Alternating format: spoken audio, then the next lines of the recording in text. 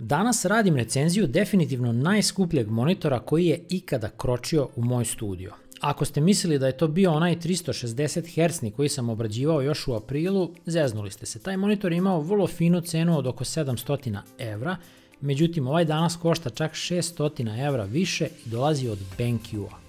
Hajde svi zajedno da vidimo šta je to BenQ pripremio, jer ste ovaj brend na mom kanalu do sada upoznavali kroz vrlo povoljan, budžetski orijentisan portfolio monitora koji su uvek nudili više za manje. Ovo je i za mene potpuno neistražena teritorija, ali ono što mogu u startu da nagovestim je da Mobius 34 posjeduje jedan od najređih panela trenutno. 34 inča, zakrivljen, 144 Hz. Sigurno se pitate šta je tu najređe kad ovakvih monitora trenutno na tržištu ima u preko 50 različitih verzija.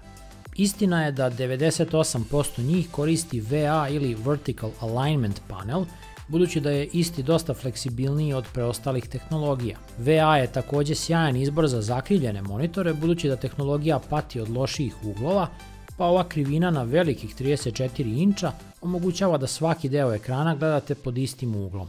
Međutim, iz nekog veoma čudnog razloga, BenQ je rekao ne VA panelu i odlučio da stavi jedan totalni kuriozitet u vidu zakrivljenog IPS-a, za koji pratim ovo tržište godinama nisam znao ni da postoji u ovom formatu. LG proizvodi ravne ultrawide IPS panele godinama, ali zakrivljen nisam nikad video. Šta više, još jedna zanimljivost ovdje je i sama kurvatura ili stepen zakrivljenosti od 1900R, koji nećete pronaći ni na jednom drugom VA panelu. Viđali smo od 1800 do 1500R, gde manji broj predstavlja veći stepen zakrivljenosti. Nedavno su predstavljeni i prvi 1000R paneli, gde 4 povezana čine pun krug, ali 1900R postoji samo kod zakrivljenih IPS modela i samo ih tako možete raspoznati.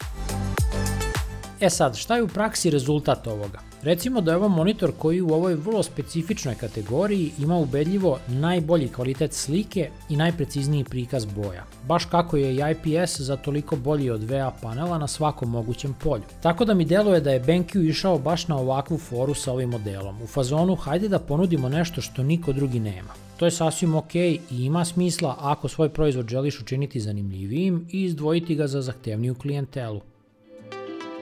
Međutim, ovo je uslovilo i činjenicu da ovaj 34-inčni Mobius pripada listi od top 5 najskupljih monitora na našem tržištu. Cena od 1300 evra je stvarno ogromna, međutim nije ništa veća od konkurenata koji nude slične karakteristike, jer kod ovih ultrawide modela od 34 inča postoji dosta kompromisa sa spuštanjem cene.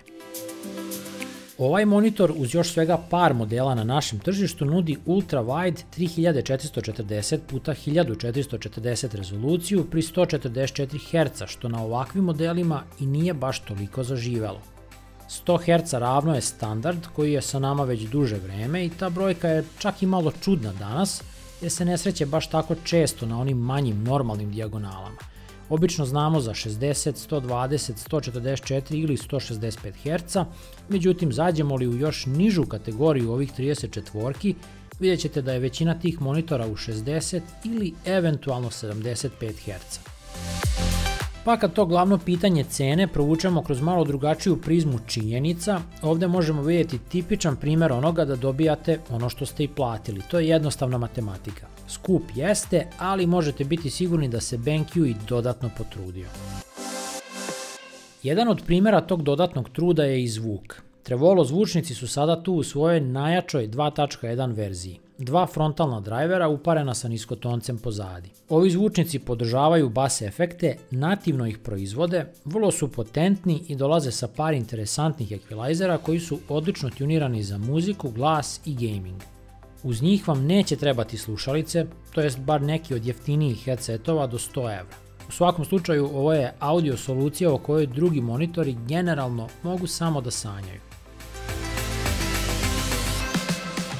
Monitor je i vizualno usklađen sa Mobius brandingom po pitanju kombinacije boja, samo što je 34-ka ipak mnogo kvalitetnije odrađena od onog 27-inčnog koji sam vam i poklanjao na giveawayu. To kažem u kontekstu mase samog panela, jer je postolje u skladu sa tim moralo biti dizajnirano od nule i oplemenjeno još skupljim i kvalitetnijim materijalima. Rezultat toga je ono što za ovu količinu novca nekako i morate očekivati. Monitor je super stabilan, izuzetno se lako postavlja na željeni nagib ili visinu, jer je čitav mehanizam kreiran da kompenzuje masu i gabarite uopšte. Ovo o čemu pričam, taj utisak u radu i ergonomija monitora uopšte je jedan od najtežih aspekata dizajniranja i BenQ je odradio posao maestralno. Dakle, bilo kakav nedostatak je nedopustiv i ovaj monitor ih i zaista nema. Moramo također uzeti u obzir i činjenicu da je razlika između onog 27-inčnog i ovog 34-inčnog modela ravno 1000 evra na našem tržištu. To jasno daje do znanja da osim vizualnog stila ovi monitori baš i nemaju drugih dodirnih tačaka. Po pitanju samog panela i njegovih najbitnijih specifikacija, ovo je također postavljeno u mnogo višu klasu. Sada je reč o IPS-u sa čak 98% pokrivenosti DCI P3 spektra boja, što znači široki kolorni gamut, 10 bita i podršku za prikaz preko 1.000.000 boja i njihovih nijansi. Dve HDMI 2.0 konekcije su i dalje tu, ali je DisplayPort sada podignut na 1.4 verziju kako bi ovakav panel mogao prikazati svoj pun potencijal. Kabel se dobija u kutiji sa monitorom, pa savjetujem da samo DisplayPort koristite ako želite punih 10 bita na ultra-wide 1440 rezoluciji sa 144 Hz osvežavanjem. Koliko je BenQ ozbiljan govori i oznaka 8K na samom DisplayPort kablu koji dobijate sa monitorom. Ono što mi se ovdje ne dopada su USB 3.0 konekcije koje, iako zgodan dodatak, nisu baš tako lako dostupne za svakodnevno korišćenje.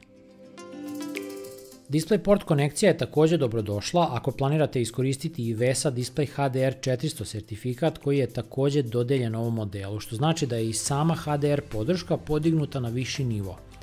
Osim nativne HDR podrške za igre ili multimediju koja ovo standardno podržava, monitor posjeduje i specifične HDR-i modove koji služe kao simulacija HDR-a za određeni tip sadržaja i ovo je nešto što inače srećemo na BenQ monitorima.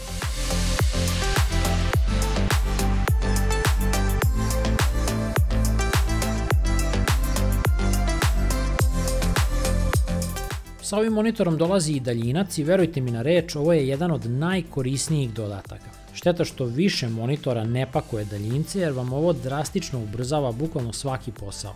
Jedna od funkcija koju vam ovdje demonstriram sa daljincem je i multi-view mogućnost deljenja ekrana, tako da istovremeno pokazuje sliku sa različitih ulaza. Softverski je odrađeno savršeno jer slikama možete mijenjati orijentaciju, možete birati i kombinovati različite video ulaze za prikaz, birati sa kojeg će se čuti audio i još mnogo toga.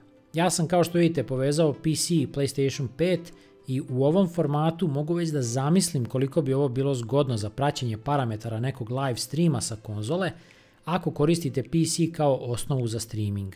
Kažem to jer sam do sada za ovo koristio bukvalno 2 monitora. Moje druženje sa ovim monitorom traje već preko 2 mjeseca i verujte da sam imao itekako vremena da ispitam sve što sam hteo, pa ako sam nešto slučajno izostavio u videu, slobodno pitajte u komentarima, budući da sam format samog videa morao malo uprostiti i skratiti zbog trenutne zdravstvene situacije. Ovaj monitor je unikatan i nudi mnogo više od konkurencije, tako da i sve vezano za cenu nekako ima smisla. Znam da tom cenom većina neće biti oduševljena jer je stvarno ogromna za naše uslove, ali ako kojim slučajem tražite nešto što drugi brendovi ne nude kod nas i želite da posjedujete nešto što se nalazi iznad ustaljene ultra-wide ponude, ovo je verovatno i jedini izbor trenutno, a sjajno je i to što je monitor stvarno vrhunski.